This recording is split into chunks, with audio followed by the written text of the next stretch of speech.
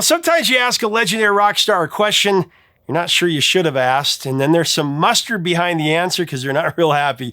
Today, I talk with a legend who was riding as high as a band can in one moment. But then music got turned on his head completely, and this band, along with dozens of others, were suddenly at a crossroads, peering over the edge of their own demise. Coming off one of the biggest albums ever, this band was in crisis going into the new decade. They lost two of their members, their legendary guitarist and their so-called sixth member, one of the greatest producers ever. As they gathered to put together their new record, all bets were that it was going to be dark and brooding. It was rough. This was certainly the mood within the band. But instead, they put out a relentlessly upbeat album full of hard rock that was a pure adrenaline rush with a huge first single. The only problem was their timing was a bit off. Had this record come out even a year before, it would have been twice as big. But it dropped when grunge had taken over the musical landscape.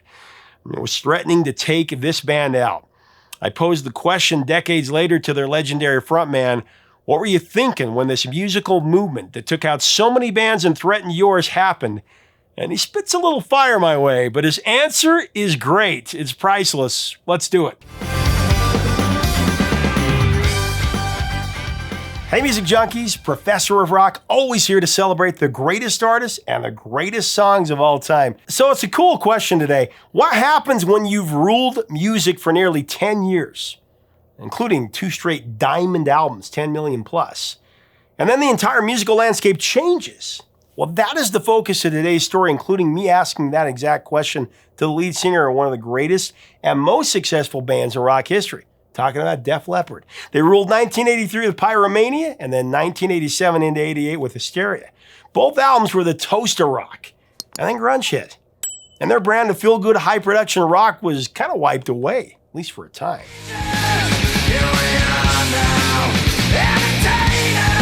Today's episode, we get into Def Leppard's first record of the 90s, Adrenalize, and also the single Let's Get Rocked, and its impact along with some insight from Joe Elliott himself in an excerpt from our interview.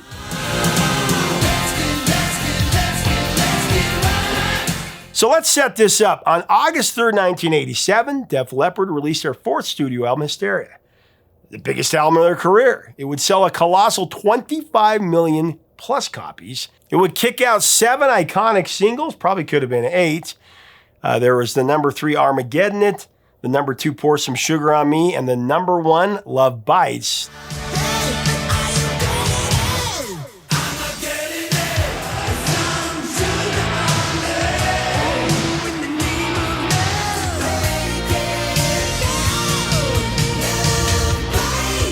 At this time, the band consisted of Joe Elliott on lead vocals, Phil Collen and Steve Clark on guitar, Rick Savage on bass, and Rick Allen on drums.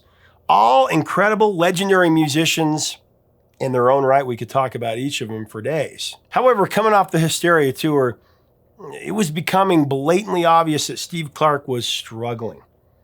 Alcoholism was getting the better of him.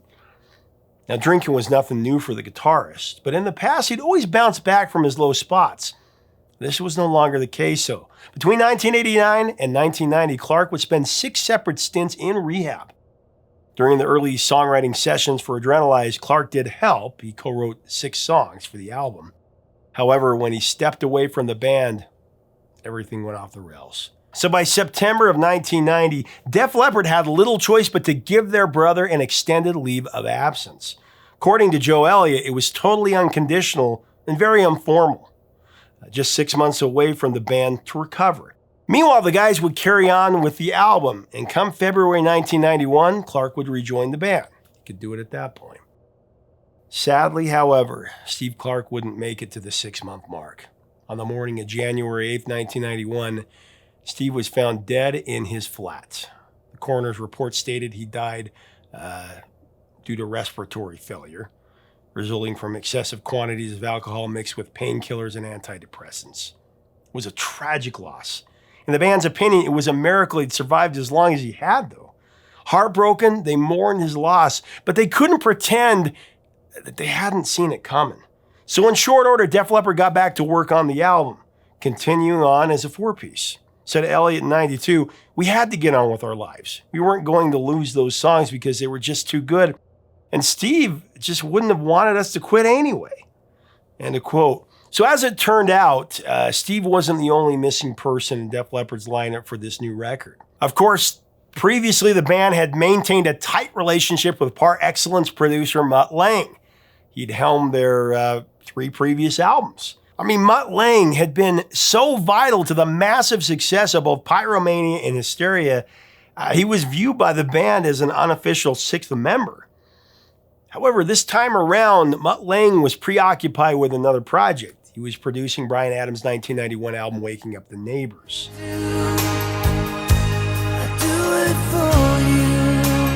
Now, at one point, the guys did nail him down for a couple of weeks to help with the songwriting, and this netted Mutt Lange 9 co-writing credits on the album.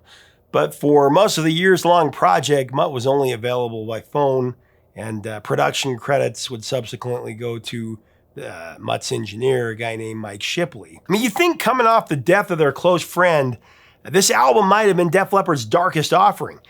Yet counterintuitively, when it was finished, the music was relentlessly upbeat. As Joe Elliott recalled, the guys just died and here we are making this euphoric celebratory music. It seemed a bit weird, but we made a point of remembering who we are, what we do, and what we do well. End of quote.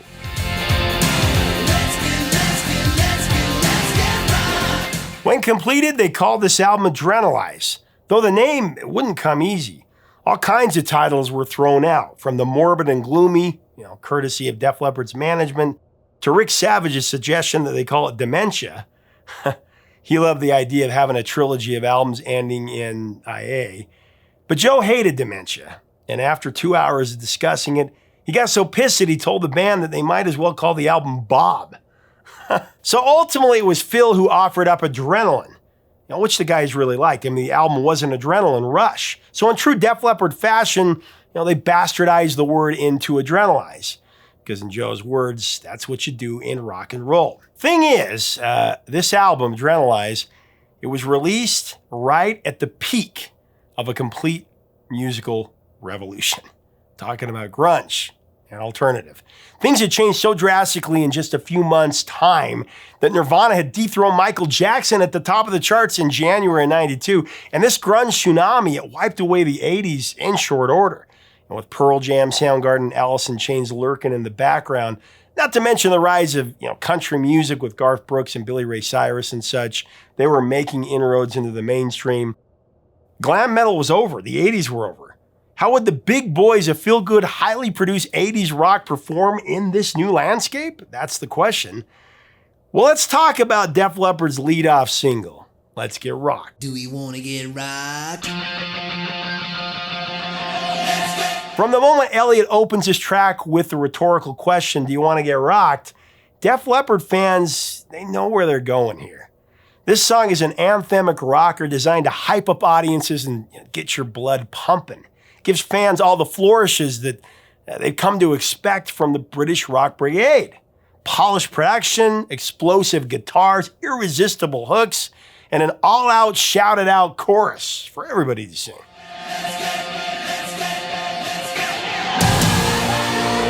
I mean, this song is about throwing off the shackles of the daily grind and just rocking out. Look, Let's Get Rocked. It's fun. It's bombastic. It's irrepressible. It's also 100% tongue-in-cheek. It's told through the perspective of an unruly teenager. The lyrics are about a kid who's had enough of chores and responsibility. According to Joe Elliott, it's about the relationship most kids have with their father when they're 16 or 17. Forget about taking out the trash or mowing the lawn. This kid, he just wants to rock. As far as writing the song, Let's Get Rocked was the last track completed for the album, written in about 2.5 days and recorded in, I think, 9 or 10. That was like lightning speed for Def Leppard, especially when compared to Hysteria. Speaking of, it was actually written, Let's Get Rocked, as a counterpoint to Adrenalize's most emotionally heavy track, White Lightning. Both songs, they were written in the wake of Steve Clark's death. According to the band, the title White Lightning was a direct reference to Steve. He used to wear a white suit on stage. This song was intended to be a tribute to their fallen brother, but writing it completely drained the band emotionally.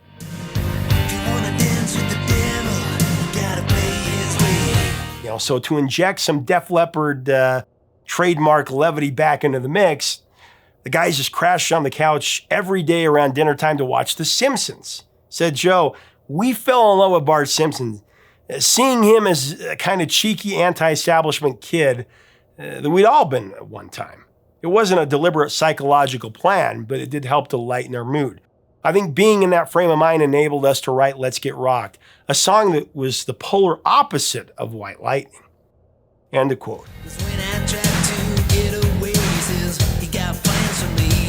Another inspiration for Let's Get Rocked, both in mood and title, was actually Prince's Let's Go Crazy. The phenomenally upbeat funk rocker from Purple Rain. We covered it a few months back.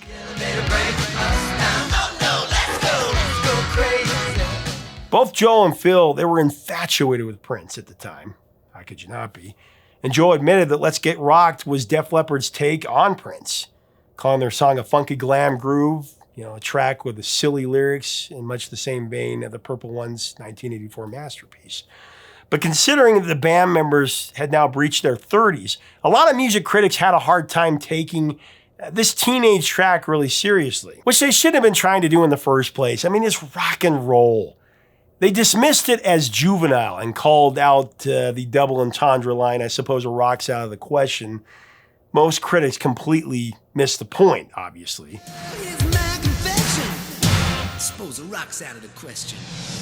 You weren't supposed to take Let's Get Rocked seriously. Def Leppard certainly wasn't, and neither were their legions of fans. But, critics do what critics do, and have always done. And I guess calling out a 30-year-old for pretending to be a teenager, that came natural. Said Joe in a rebuttal, though, and I quote, "I'm playing a character role. It's not necessarily me. I'm just the guy singing it. You have to be a bit of an actor as well when you sing in a song." As to how the song and album were received in the changed musical landscape of the 90s, the early 90s, here's what Joe said in our interview. Well, in 1992, Adrenalize is at number 1 for 5 weeks, right in the middle of grunge. Journey's broken up. You're doing a lot of different things. But grunge comes and wipes most of your contemporaries off the music scene. I mean, the music scene changed overnight. You guys, of course, survived. Just the power of your music. But what was your mindset when that was happening? I just very interested in that. If I can be dead honest with you, I didn't think about it because, you see, people are looking at this now like a historical event, like World War II. Grunge wasn't the big kahuna that everybody thought it was. There were some great artists, Soundgarden, Nirvana, Alice in Chains. I mean, the Pearl Jam. These were the top 4.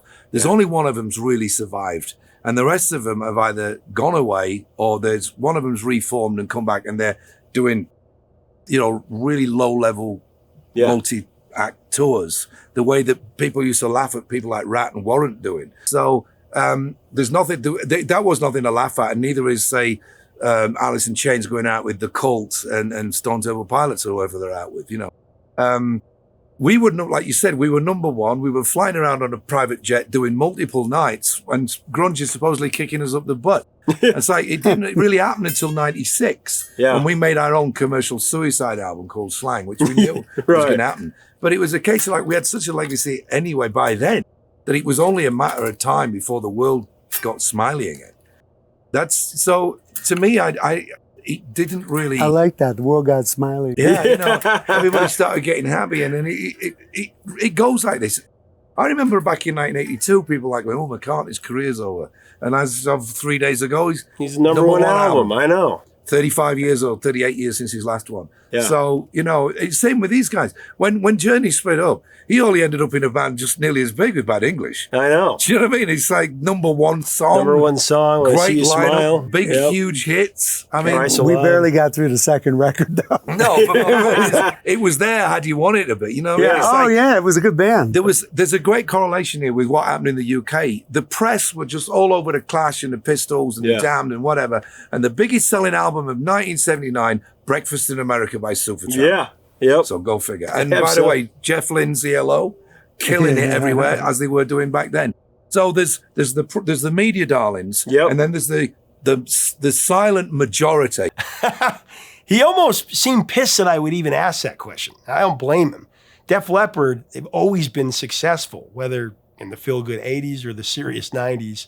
I mean, up to present day. They built a legend and a legacy that few have equaled. And it's true. Even with the musical landscape completely changing with the extinction of genres and bands who had once ruled the charts just months before, Def Leppard didn't miss a beat in this new era. Let's Get Rock was the first single released from this album, dropped on March 16, 1992, a couple of weeks before Adrenalize hit the shelves.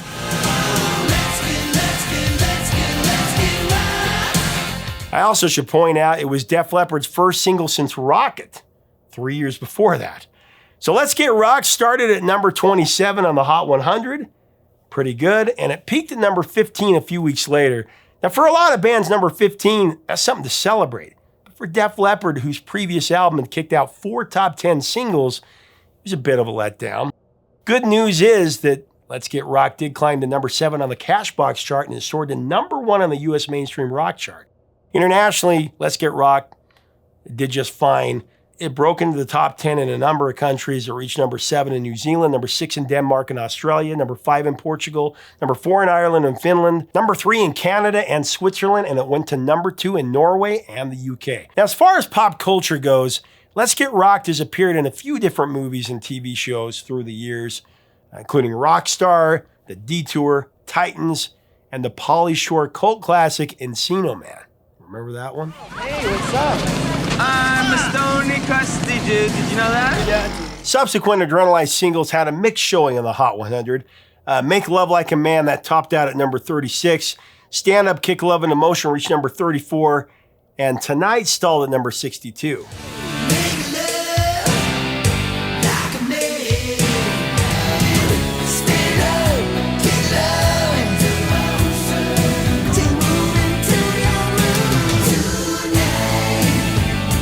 Only Have You Ever Needed Someone So Bad came close to breaking the top 10. It reached number 12. On the whole, the album's singles fared much better on the mainstream rock charts, of course. Altogether, they averaged a 5 spot.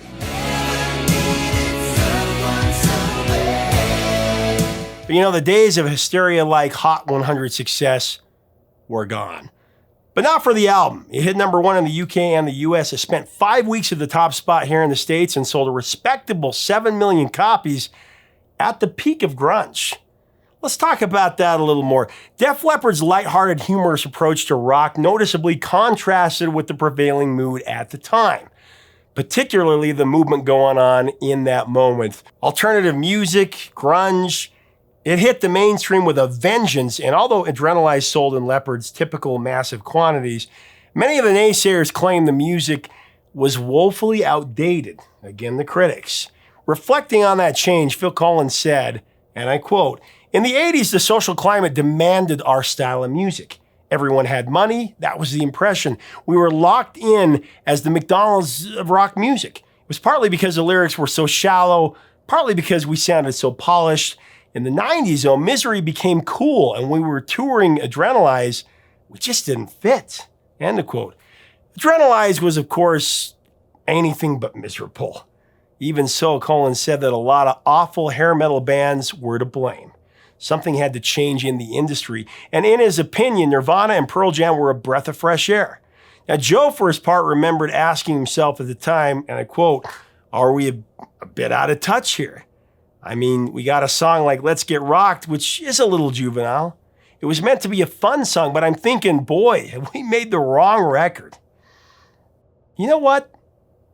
All these years later, though, no, it wasn't the wrong record. Adrenalize was a good record. Sure, it was out of sync with what was in at that time, but both it and Let's Get Rocked, they were hugely successful, selling millions of copies at a time when the Seattle Big Four ruled the rock airwaves.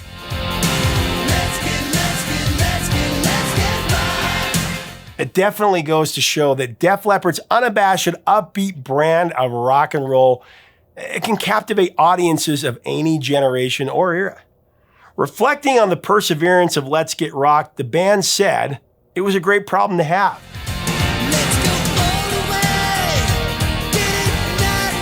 Now in their 60s, they'll never escape it. Audiences don't care how old the band is or how old they are for that matter, especially in concert. This song's non-negotiable. Every concert, every time, this Teen Rebellion track is forever a fan favorite. Said Joe about it, the older you get, you're singing this ridiculous song from a teenager's point of view. It's a bit strange, but at the same time, it's a lot of fun. We just don't take ourselves that seriously, and that's why I think we can get away with it. And that's exactly why Def Leppard's brand of highly produced anthemic music has stood the test of time. It's positive.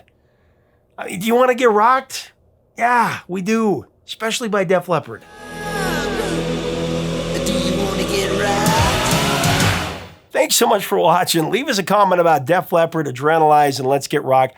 What are your memories of this song?